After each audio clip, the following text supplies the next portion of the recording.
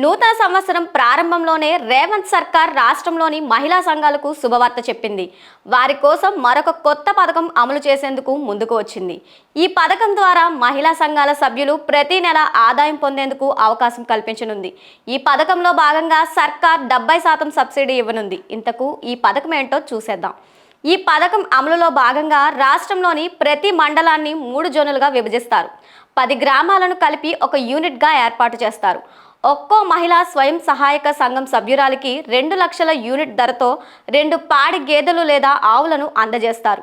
ఈ 2 లక్షల రూపాయల్లో రాష్ట్ర ప్రభుత్వం 70% సబ్సిడీగా 1,40,000 రూపాయలను అందిస్తుంది. మిగిలిన 30% అంటే 60,000ను లబ్ధిదారుల వాటాగా బ్యాంక్ రుణంగా అమలు చేస్తాయి. ఈ పథకంలో భాగంగా పశువులకు కావలసిన దాన, గడ్డి బాధ్యతను స్థానిక యువతీ యువకులకు అప్పగించాలని ప్రభుత్వం భావిస్తోంది.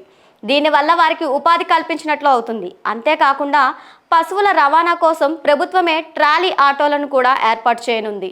పశువుల ఆరోగ్యాన్ని కాపాడటానికి నెల నెల పశు వైద్యులు వచ్చి తనిఖీలు చేసి హెల్త్ కార్డులను జారీ చేస్తారు. అంతేకాకుండా పశువుల షెడ్లకు సౌర విద్యుత్ సదుపాయాన్ని కూడా కల్పిస్తున్నారు. రాష్ట్రంలో మహిళా సాధికారతను పెంచడానికి, వారి ఆదాయాన్ని వృద్ధి చేయడానికి, పాడి పరిశ్రమను అభివృద్ధి చేయడానికి గాను రేవంత్ సర్కార్ ఈ ప్రాజెక్టును ప్రారంభించింది. అయితే ముందుగా ఉప ముఖ్యమంత్రి బట్టి విక్రమార్క ప్రాతినిధ్యం వహిస్తున్న మదిర నియోజకవర్గంలో ఈ ప్రాజెక్టును పైలట్ ప్రాజెక్టుగా ప్రారంభిస్తున్నారు. ప్రస్తుతం రాష్ట్రంలోని కొడంగల్ వంటి ఇతర ప్రాంతాలకు విస్తరించాలని ప్రభుత్వం ప్రణాళికలను సిద్ధం చేస్తున్నాయి.